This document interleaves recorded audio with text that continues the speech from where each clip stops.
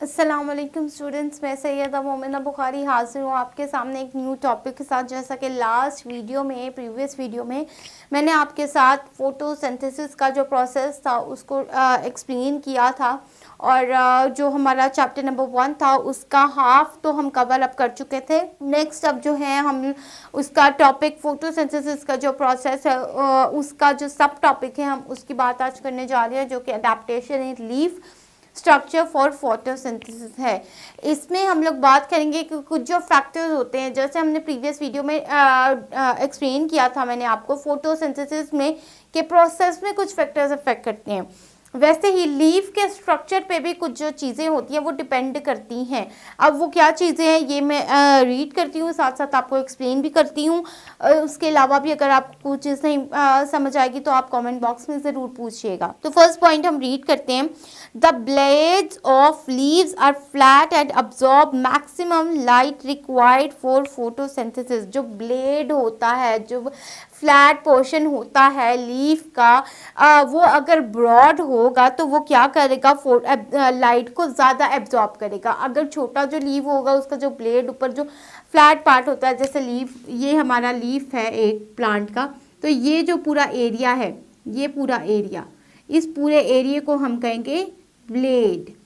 अब जो एक छोटा लीफ होगा उसका जो ब्लेड होगा वो छोटा होगा तो ऑब्वियसली वो लिटिल अमाउंट में जो लाइट होगा वो एब्जॉर्ब करेगा। जिसका ब्लेड बड़ा होगा वो मैक्सिमम जो लाइट होगी, लाइट एनर्जी सनलाइट होगी, उसको एब्जॉर्ब करेगा। नेक्स्ट हम बात कर लेते हैं। Thin blades of leaves make the light and carbon dioxide reaches the internal parts easily.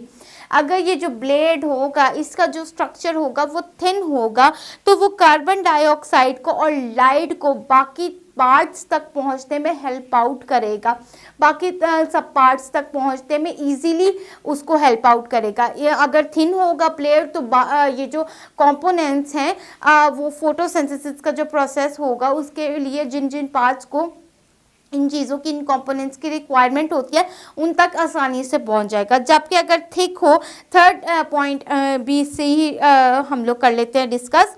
Thick layer of palisade mesophyll containing large number of chloroplasts just beneath the upper epidermis can make maximum absorption of light to make the food for the plant। अब जो mesophyll cells है, अगर उसकी जो layer होगी palisade की जो palisade mesophyll है उसकी लेयर अगर थिक होगी तो वो क्या करेगा, एक लार्ज एरिया जो क्लोरोप्लास्ट को वो उसको प्रोवाइड करेगा। अगर एक बड़ा लीफ है तो ऑब्वियसली उसके अंदर जो क्लोरोप्लास्ट प्रेजेंट होगा उसका भी सरफेस एरिया ज़्यादा होगा। जब क्लोरोप्लास्ट का सरफेस एरिया ज़्यादा होगा तो उसके अंदर जो क्लोरोफिल होगा वो भी ज़्यादा अमाउंट में प्रेजेंट होगा। जब क्लोरोफिल भी ज़्यादा होगा तो वो ज़्यादा सनलाइट को एब्जॉर्ब करेगा और फूड की जो प्रिपरेशन होगी वो ज़्यादा होगी। जबकि फोर्थ पॉइंट पे आ जाते हैं। Maximum air spaces among spongy mesophyll near the lower epidermis provide an easy passage for carbon dioxide।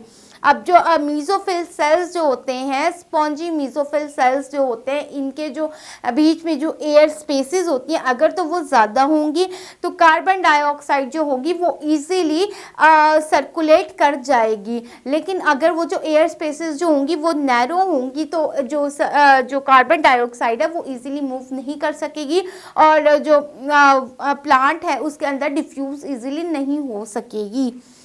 Fifth point पे आ जाते हैं। Numerous stomata in the lower epidermis absorb maximum carbon dioxide from the air needed for photosynthesis. अगर जो lower epidermis पे जो pores होते हैं जिनको हम स्टोमेटा कहते हैं, अगर तो वो स्टोमेटा जो होंगे वो ज़्यादा पोर्स प्रेजेंट होंगे तो वो ज़्यादा कार्बन डाइऑक्साइड जो होंगे वो एब्जॉर्ब करेंगे फोटोसिंथेसिस के प्रोसेस के लिए। अगर तो वो स्टोमेटा या जो पोर्स होंगे वो थोड़े होंगे, कम क्वांटिटी में होंगे तो वो कम कार्बन डाइऑक्साइड जो एब्जॉर्ब करेंगे।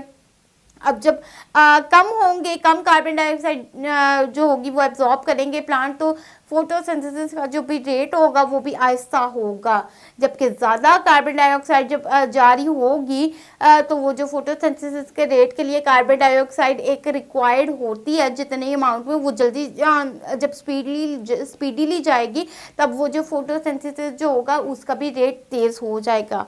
Okay, come to the last point, division of vascular bundles into small branches are spread throughout the leaf makes an easy and maximum water supply needed for photosynthesis। अब जो vascular bundle है जिसपे xylem और phylum present होते हैं, vascular bundle जो होते हैं वो जाइलम और फाइलम पे कंटेन करते हैं। अब ये जो होंगे, जब वैस्कुलर बंडल्स की जो डिवीजन होगी वो ज़्यादा होगी, जब वैस्कुलर बंडल की ब्रांचेस जो होंगी वो प्लांट में ज़्यादा होंगी, तो ये उसके लिए ईजी होगा कि वाटर को और फूड को सर्कुलेट करने में उसको ईजी नेस होगी। प्लांट जो होगा उसमें जो फूड और वाटर की जो सर्कुलेशन होगी वो भी तेज़ी के साथ होगी, क्योंकि ब्रांचेस ज़्यादा होंगी, रास्ते ज़्यादा होंगे, तो फूड और वाटर जो है वो ज़्यादा अमाउंट में सर्कुलेट करेगा। अब ये हमने बात कर ली कि लीफ का जो स्ट्रक्चर होता है, प्लांट का जो स्ट्रक्चर होता है उस पर भी बहुत डिपेंड करता है फोटोसिंथेसिस का रेट। मैं पहले ही आपको डिफरेंस बता दूं कि जो प्रीवियस वीडियो में हमने जो फैक्टर्स के बारे में बात की थी वो इन्वायरमेंटल फैक्टर्स के बारे में बात की थी, हमने प्लांट के फैक्टर्स के बारे में बात नहीं की थी। जबकि इसमें जो है हम प्लांट के स्ट्रक्चर के बारे में बात करें कि प्लांट का किस तरह का स्ट्रक्चर होगा, तो किस तरह से फोटोसिंथेसिस का प्रोसेस होगा। लास्ट प्रीवियस वाले में हमने इन्वायरमेंट का जो वो एक इन्वायरमेंटल फैक्टर्स जो हैं जो कि फोटोसिंथेसिस के रेट पे डिपेंड करते हैं उनकी बात की थी। नेक्स्ट हम बात कर लेते हैं मिनरल्स की बात कर लेते हैं कि कुछ जो प्लांट्स होते हैं जब वो अपना फूड प्रिपेयर कर रहे होते हैं उनको वाटर, कार्बन डाइऑक्साइड, सनलाइट इनकी तो ज़रूरत होती ही है। उसके अलावा उनको मिनरल्स की भी ज़रूरत होती है जो कि वो सॉइल से एब्जॉर्ब करते हैं। तो ये पेज नंबर 11 पे अगर आप आ जाएंगे तो मैं ये पैराग्राफ रीड कर रही हूँ। मैं रीडिंग इसलिए कर रही हूँ ताकि आपकी प्रोनाउंसिएशन जो है वो आप लोगों की एक अच्छी हो जाए, वोकैबुलरी भी अच्छी हो जाए, आपको हर लाइन का मीनिंग जो है वो पता चल जाए। जो भी डायग्राम्स के साथ टॉपिक्स होते हैं वो मैं आपको बोर्ड पे कवर अप करवाती हूँ, डेफिनेशंस होती हैं वो मैं बोर्ड कवर अप करवाती हूँ, लेकिन ये इसमें ना कोई इसमें कोई भी डेफिनेशन नहीं है, कोई भी डायग्राम नहीं है, एक्सप्लेनेशन है। इसलिए मैं रीड कर रही हूँ ताकि आपको हर लाइन का मीनिंग पता हो कि किस लाइन में क्या बात की गई है। तो अब हम इसे रीड करते हैं पेज नंबर 11 पे। Mineral nutritions in plants. Minerals are chemical substances required by an organism for growth and other vital functions. अब मिनरल्स क्यों ज़रूरी होते हैं? मिनरल्स हर लिविंग ऑर्गेनिज्म के लिए ज़रूरी होते हैं, उनकी ग्रोथ के लिए और उनके फंक्शनैलिटी परफॉर्म करने के लिए मिनरल्स की ज़रूरत होती है, जैसा कि carbon, hydrogen, oxygen, nitrogen, magnesium. ये मिनरल्स जो हैं इनकी रिक्वायरमेंट जो है वो लिविंग ऑर्गेनिजम्स को होती है उनकी ग्रोथ के लिए, उनकी फंक्शनैलिटी के लिए।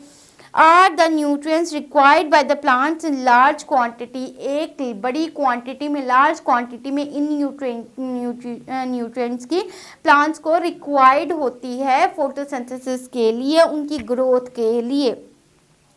Carbon, hydrogen and oxygen are obtained from carbon dioxide. जो कार्बन डाइऑक्साइड है जब वो मिल रही होती है तो उससे कार्बन, हाइड्रोजन और ऑक्सीजन ये तो उसको मिल ही जाता है, प्लांट को मिल जाता है, एंड वाटर। और इसके रिजल्ट में जब ये चीज़ें रिएक्ट करती हैं या इसका ब्रेकडाउन होता है तो वाटर, ऑक्सीजन, हाइड्रोजन और कार्बन डाइऑक्साइड रिलीज होती है और प्लांट्स की ये जो इन न्यूट्रिएंट्स की जो रिक्वायरमेंट्स होती है वो फुलफिल हो जाती है। The other nutrients like magnesium and nitrogen are obtained from the soil dissolved in water. जो मैग्नीशियम और नाइट्रोजन जो रह जाते हैं, बाकी दो मिनरल्स रह जाते हैं, वो प्लांट कहाँ से एब्जॉर्ब करते हैं? वो सॉइल से एब्जॉर्ब करते हैं with the help of the root hair. Root hair जो होते हैं वो मैग्नीशियम और नाइट्रोजन सॉइल में से एब्जॉर्ब करते हैं और उसको प्लांट को सप्लाई करते हैं। नेक्स्ट आ जाते हैं मैग्नीशियम की तरफ, जिसको एक्सप्लेन किया गया है। Magnesium is required by plants for the formation of chlorophyll. Magnesium जो होता है वो प्लांट्स को रिक्वायर्ड होता है क्लोरोफिल की फॉर्मेशन के लिए। It is helpful for the functioning of enzymes to produce carbohydrates and fats. Magnesium जो है एक ऐसा न्यूट्रिएंट्स है जो प्लांट्स के अंदर कार्बोहाइड्रेट्स और फैट्स को प्रोड्यूस कर, फैट्स के जो एंजाइम्स होते हैं, जो प्रोटीन्स होते हैं, उनको प्रोड्यूस करता है. Its deficiency causes poor growth, yellowing and wilting of leaves. अब जो लीव्स जो होते हैं वो येलो हो जाते हैं या जो उनकी जो प्लांट की जो होती है वो ग्रोथ नहीं होती, तो वो मैग्नीशियम का एक जो मिनरल है उसकी डेफिशिएंसी की वजह से भी हो सकती है. नेक्स्ट आ जाते हैं नाइट्रोजन पे. Nitrogen in the form of its component nitrates dissolved in soil water. जो सॉइल जब वाटर रूट हेयर जो होते हैं सॉइल में से वाटर एब्जॉर्ब कर रहे होते हैं वो नाइट्रोजन भी उसके साथ एब्जॉर्ब कर लेते हैं, लेकिन नाइट्रोजन नाइट्रेट्स की फॉर्म में रूट हेयर जो है वो एब्जॉर्ब करते हैं. Is required by plants for making chlorophyll and amino acids. जो नाइट्रोजन होता है वो क्लोरोफिल और अमाइनो एसिड्स की फॉर्मेशन के लिए प्लांट्स को रिक्वायर्ड होता है. जो मैग्नीशियम और नाइट्रोजन होता है ये क्लोरोफिल की फॉर्मेशन के लिए प्लांट्स को रिक्वायर्ड होता है. Amino acids form proteins. जो अमाइनो एसिड्स होते हैं वो प्रोटीन्स बनाते हैं प्लांट्स के अंदर. Chlorophyll is necessary for photosynthesis.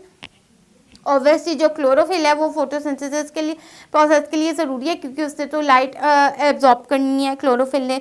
Proteins are necessary for growth. जो प्रोटीन्स होते हैं वो उसकी ग्रोथ के लिए, प्लांट की ग्रोथ के लिए नेसेसरी होते हैं, ज़रूरी होते हैं. Repair and other developments at defensive functions.